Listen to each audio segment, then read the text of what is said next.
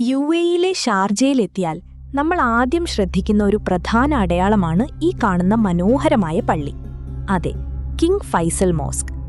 ഷാർജയുടെ ഹൃദയഭാഗത്ത് തലയുയർത്തി നിൽക്കുന്ന ഈ നിർമ്മിതിക്ക് പിന്നിൽ വലിയൊരു ചരിത്രമുണ്ട്. സൗദി അറേബ്യയുടെ മുൻ ഭരണാധികാരിയായിരുന്ന കിങ് ഫൈസലിന്റെ സ്മരണാർത്ഥമാണ് ഈ പള്ളി നിർമ്മിച്ചിരിക്കുന്നത്.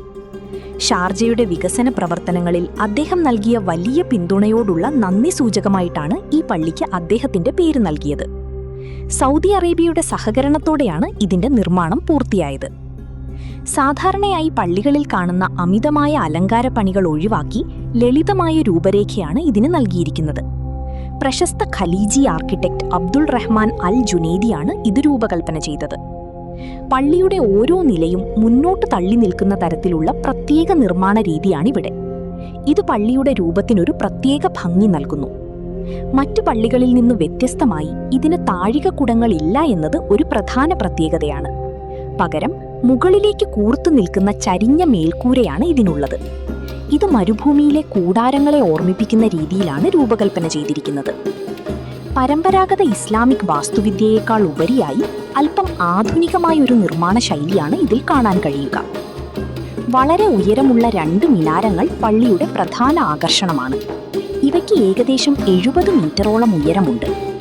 പള്ളിയുടെ പുറം ചുവരുകളിൽ കല്ലുകളും മാർബിളുകളും മനോഹരമായി ഉപയോഗിച്ചിരിക്കുന്നു. ഇത് മരുഭൂമിയിലെ വെയിലിനെ പ്രതിരോധിക്കാനും അകത്തളം തണുപ്പുള്ളതാക്കി നിലനിർത്താനും സഹായിക്കുന്നു. ഏകദേശം 10,000-നും 12,000-നും ഇടയിൽ ചതുരശ്ര മീറ്റർ വിസ്തീർണത്തിലാണ് ഈ സമുച്ചയം വ്യാപിച്ചു കിടക്കുന്നത്.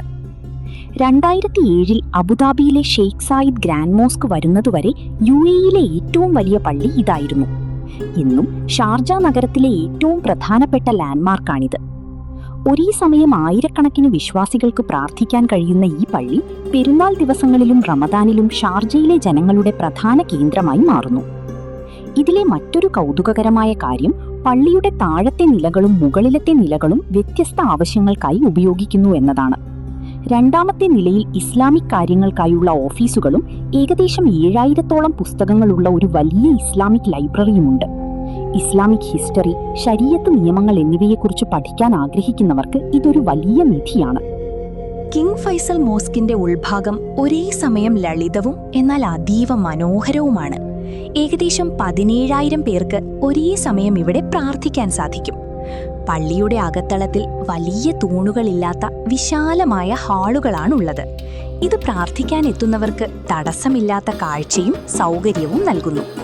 മേൽക്കൂരയിൽ നിന്ന് തൂങ്ങിക്കിടക്കുന്ന ഭീമാകാരമായ സ്വർണ്ണ നിറത്തിലുള്ള വിളക്കുകൾ, ചാൻഡലിയേഴ്സ്, പള്ളിയുടെ പ്രൗഢി വർദ്ധിപ്പിക്കുന്നു. രാത്രികാലങ്ങളിൽ ഇവ പള്ളിക്കുള്ളിൽ മനോഹരമായ പ്രകാശം പരത്തുന്നു.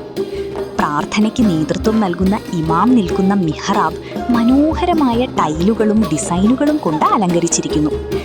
തറയിൽ വിരിച്ചിരിക്കുന്ന മൃദുവായ വലിയ പരവതാനികൾ വിശ്വാസികൾക്ക് ശാന്തമായി പ്രാർത്ഥിക്കാനുള്ള സൗകര്യമൊരുക്കുന്നു.